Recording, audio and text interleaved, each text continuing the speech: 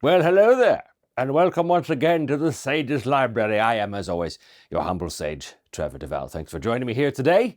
Don't forget to hit like and subscribe, or to help support the show on Patreon or the YouTube channel memberships, or all of the other things you can do. All of that is listed in the comment section below. Today, we're going to talk about a very interesting game. This is quite a game. This is a game that sort of breaks the principle of the Sage's Library a little bit, in that I haven't actually run it. I've played it once, sort of, but I've tried to run it multiple times. I've tried to play it multiple times, and in none of those times did it ever actually work. Because the game, as much as I want to love it, as much as there are really cool and great things about it, is still somewhat impenetrable. And that game is Powers and Perils. This is an old Avalon Hill bookcase game, which is a D100 game. Sort of. It's not your typical basic role-playing Call of Cthulhu style, RuneQuest style D100. It has its own mechanics, has its own everything. And that is exactly what attracted us to this game in the first place.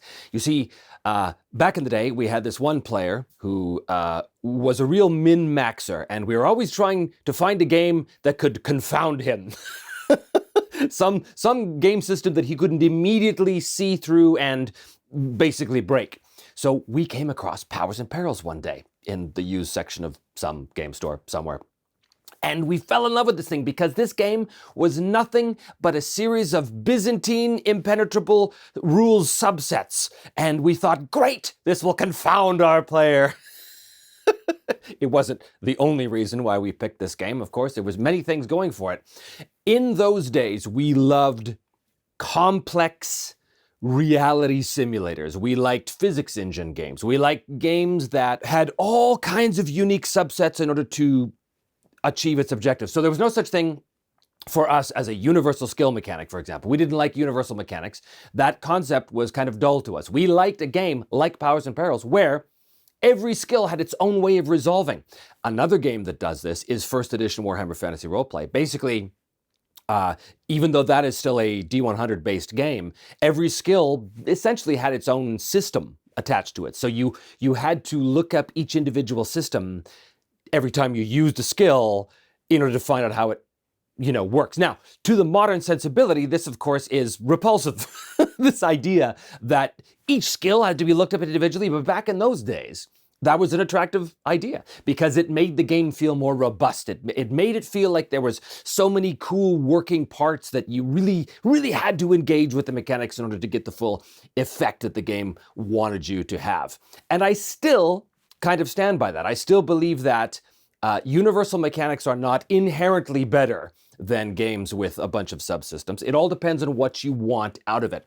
There's a concept that I use all the time, basically ROI, return on investment, like an investor, a financial investment term, except what I mean by that when I'm talking about games is whatever effort I put into learning the mechanics of a game, what gets spat out the other end of those mechanics has to be valuable to me. So I don't mind mechanics that are a little more complex at the beginning. In other words, it takes you a little more time at the beginning to feed into the machine, but what you get on the outside is incredible detail. So I go on and on about Harnmaster all the time. That is an excellent example of what I like. Yes, it's more of a learning curve at the beginning. Yes, there's a slight bit more investment in terms of your time and energy you have to put in order to resolve an effect in the game. But the detail that you get on the other end is worth it to me. It's the difference between taking 3 hit points damage and taking a grievous wound to the left thigh, for example. Now, that's not for everybody, but for me it is. And Powers and Perils is a game far more to that side of things than anything else. But it's exceedingly complicated to read. It is in classic 70s wargamer style, written in point form, written like a technical manual. So it's not easy to digest, and the rules are complex out of the gate. They assume a knowledge of a particular style of game that if you don't have, it can become sort of impenetrable, as I've mentioned before. But in order to properly demonstrate this game, I'm going to do something I don't normally do in the Sage's Library. I'm actually going to go to the table and show you examples from the book of what it is that I'm talking about, because you really have to see it to believe it. So with that in mind, let's go to the table and have a look at Avalon Hill's Powers and Perils. So this is the original Powers and Perils box set. As far as I know, this is fully intact. It even comes with the original dice. Now, I recently purchased this secondhand. I did have a copy of it years ago, but it vanished somehow.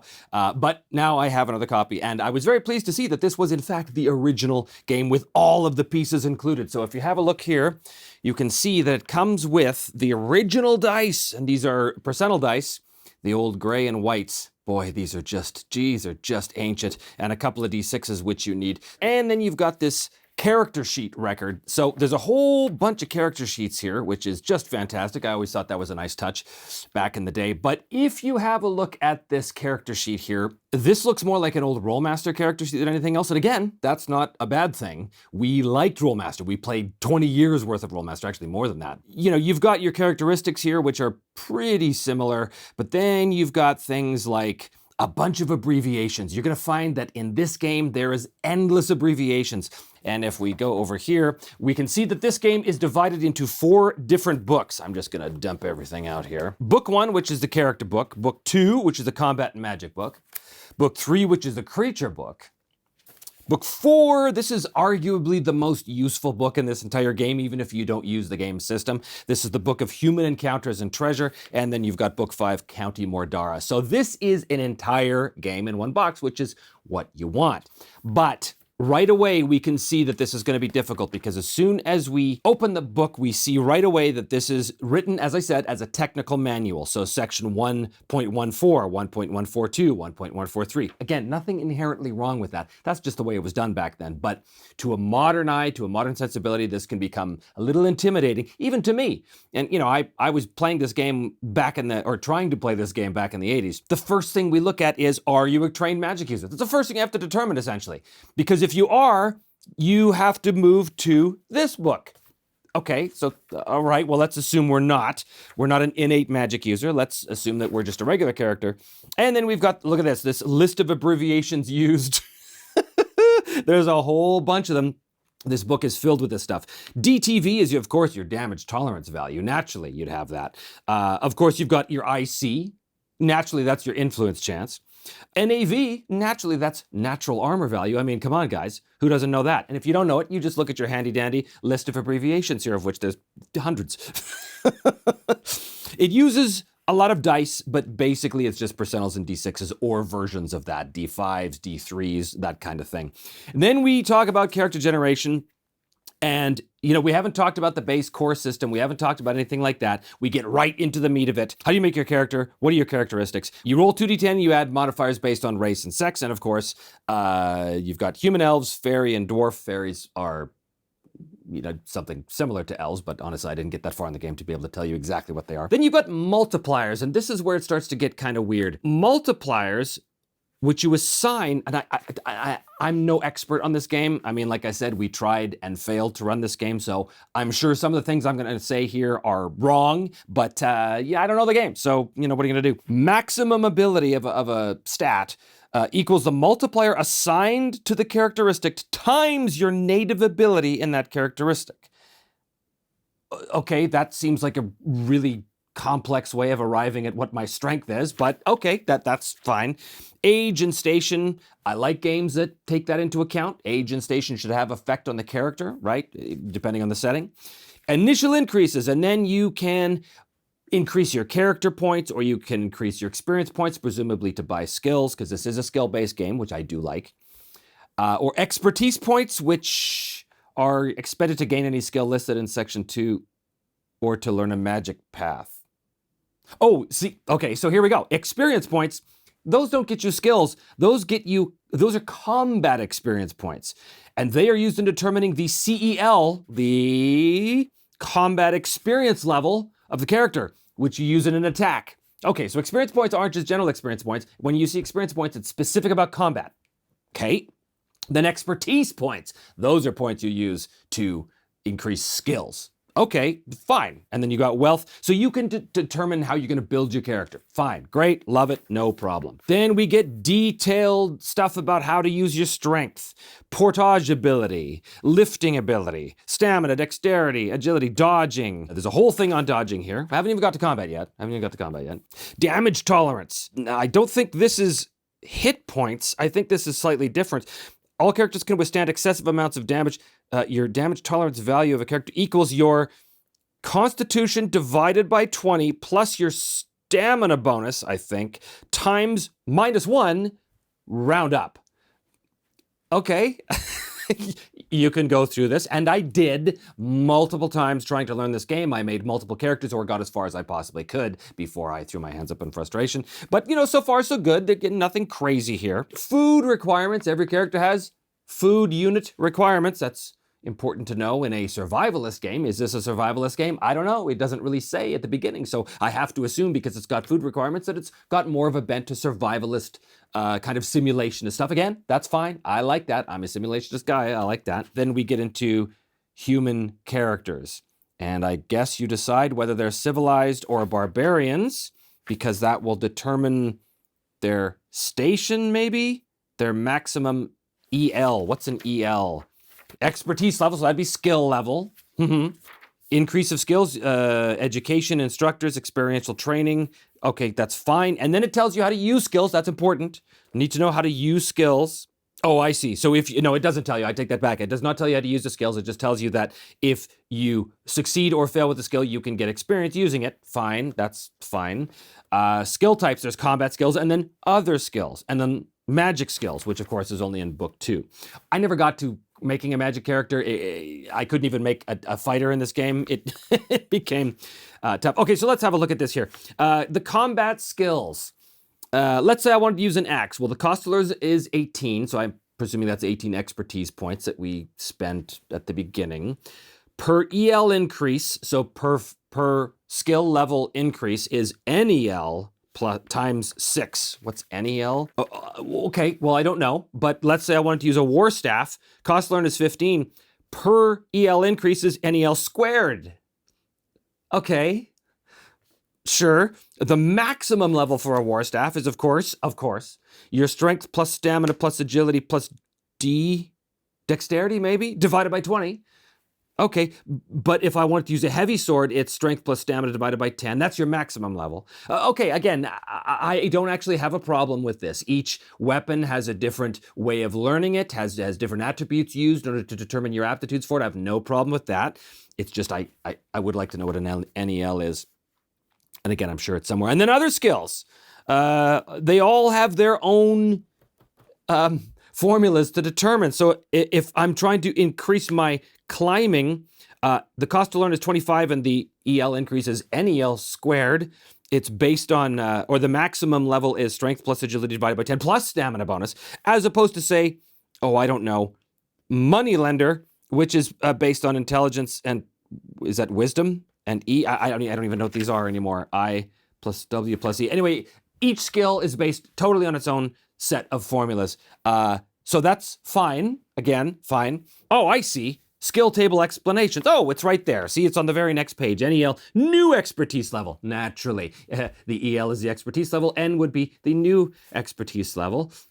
So that's fine. Use of expertise. And I still haven't found how to use skills yet. I know it involves rolling percentils, but I don't think that shows up until later.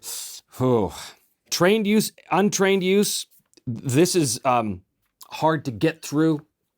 Again, it assumes you know stuff about the game already, and I don't. So, okay. It goes through all of the different skills, and this is what I was talking about earlier, is each skill has its own set of rules.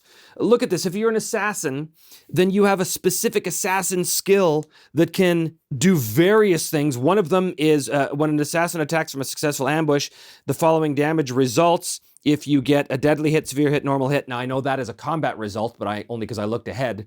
But I still don't know what these terms mean, right? If I'm just starting from book 1, I don't know what these terms mean until I get to book 2. So this is kind of confusing. And then you've got climbing, for example. Climbing has its own table, and Singer. Well, look at this. You've got the entertainment table to determine your success as an entertainer. Coin type. What does that mean? Presumably the type of coins they throw at you if you're successful. The punishment table. What? Punishment table? Oh, apparently if you fail, you could get pelted with food or bricks. That's all in the skill description, which is, it's good. I like that detail. But it's a lot of input in order to get that output. Wow. Executioner is a skill. Okay. Oh, and then we get to the economic system and equipment and such. Okay, fair enough. It's telling me all of these stats for armor and weapons. Now, I don't know what this means. There's no damage here. Like if I look at, say, axe. Axe says weight of 4, strength +1, fatigue 9. It doesn't say anything about damage. So I think the damage is calculated only on the table you roll. Again, unclear, doesn't say here. And then we go into experience. Okay, suddenly we're talking about experience gain. Okay, and then encounter resolution. Creature difficulty factor. But we don't even know how to roll a skill yet. Okay, oh, and then there's problem solving, optional. Big optional table here. Problem solving. Is this just using skills to figure stuff out? I think that's what that is. Very complex way of doing that. Languages, human tongues, and that's the end of book 1. Still have no real idea what to do with the character I might have been able to make from this. So let's look at book 2. I'm not going to go through each book in detail, but let's look here. When we open the book, the first thing we find, of course, is combat. Oh, good. And now we've got the combat table. Right. Now I remember this sort of. I remember that you add your offensive combat value and you subtract the defensive combat value of the enemy and you roll on a table based on that number. So if a character with an OCV of 7 attacks a creature with a DCV of 9, he rolls on the -2 line. 7 and -9 is -2. On the -2 line, which is here, and then presumably he then rolls percentiles. A weapon user may subtract his EL from his own roll or add it to his opponent's roll. So you want to roll low. Yes, you want to roll low. See, I had to figure that one out. Okay, so if I was rolling on the -2 line, let's say, and I rolled 76, 75, but let's say I had a weapon expertise EL of, I don't know, 10. That's 65, 75 minus 10 is 65. So I cross-reference that. That would mean a miss. But let's say I rolled something nice and low, like a 22, let's say. On that same line, that would be a hit. And what does a hit mean? Well, I'm not sure. I'm not sure. Severe hit, deadly hit, shield hit. Okay, does it tell me this here? Weapon, strength, helmets. Hit result scores damage as specified in the cases below. 1d6 plus SB plus WSB. So 1d6 plus your strength bonus plus the weapon strength bonus. Ah, that's probably what it is. Okay. Oh, okay. But a severe hit. Oh, I see. A severe hit is 1d10 plus strength bonus plus weapon strength bonus plus EL divided by 2 rounded up. So you add your expertise level to the damage on that level. Okay, that's fine. On a deadly hit, you roll 2d10 or 1d10 plus SB times d10, whichever is greater. To this value, WSB and EL are added. Okay, again, not impossible to figure out, but there's a lot going on. What if I wanted to, parry? Is such a thing? Can I add that, or do I have a static defensive value? I don't know. And then there's missile fire, and I think by this point in the game, that's when I realized I couldn't figure this out without a degree in advanced calculus. So then we get into tactical combat. Phase movement. Oh boy. So it looks like there's a phase system, much like MERPs had a phase system, or Rollmaster had a phase system. Again, that's fine. Each weapon has a weapon class, apparently, which determines their attack order priority. I didn't know that till just now. Movement restrictions and then suddenly magic. Okay, suddenly magic and casting speed and cost and the spell list, and it goes on and on from here. Presumably the rest of this is all magic. Creature book. We do a quick flip through. This is your monster manual, which is cool. Lots of cool creatures. I don't know what any of these stats mean. I can guess, but for example, if you're fighting a Hellhound, OCV 8, DCV 9, well, I know what that means because of the combat tables. But then there's all these other things which I don't know. I don't know because I didn't take the hours and hours to figure out that table of abbreviations in the beginning. And okay, then there's book 4. This is a useful book because this is a book of encounters and treasure. This you don't really need to know the rest of the game in order to use. You can just kind of use this for random encounters, which is very cool and flavorful. City encounters, for example. Are you in a cemetery, for example? If you're in a cemetery, there's a different type of encounter you might have based on whether it's day or night. That's useful. Or the market area, or a poor road, or a public building. Each of these have different chances of meeting different types of people or different types of encounters, which is great. I really do like that. The treasure section. Whew, boy. Each creature apparently has different types of treasure. Okay, that's fine. Different layers. Gemstones, their quality, their appearance, their clarity. That's all interesting. Then scrolls and books and, just stuff, which is cool. And then County Mordara, book 5. This is your basic sandbox setting, which is kind of neat. And it tells you the basic area here. It implies a much larger world, which I presume they intended to publish at some point, but never got around to it, I don't think. You've got Mordara, looks like a town, Pina a town, Fortress Mordara. So these are areas within the larger area hexes here. Tells you about the countryside, the armed forces, a basic history of the area, local characters, current events. This is laid out a lot like the old MERP supplements, which is kind of cool. It tells you everything you need to know about the area, the major NPCs, their current desires, their loves, their hates, all that kind of stuff. I really like this. Detailed NPCs with which you can use to whatever you want. And then there's sort of a basic adventure here. The Search for the Harp of Alarin. And it tells you all about that.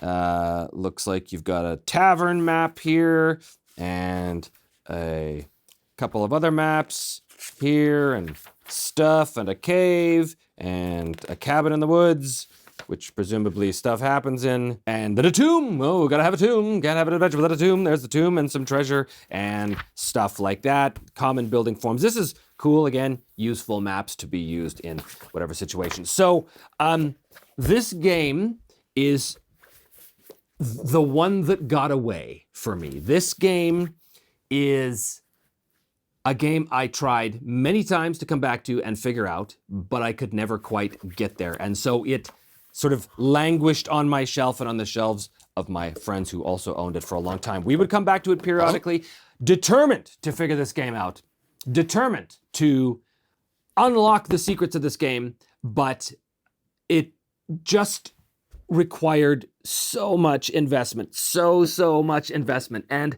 as I've aged, as I've gone on, it's not that I'm no longer into crunchy simulations games. I am. But it always comes back to the ROI, the return on investment. What kind of useful detail am I getting on the other side of putting all of this energy in? And this game, as much as I tried to figure that out, I just couldn't. Because every time I would try and feed the information into the machine to see what comes out on the other end, it would get all bungled up in the middle of that machine because the rules were so Byzantine. I look at the complexity of a game like this versus something like Mithras, for example, which I'm going to do a Sage's Library on here any day now.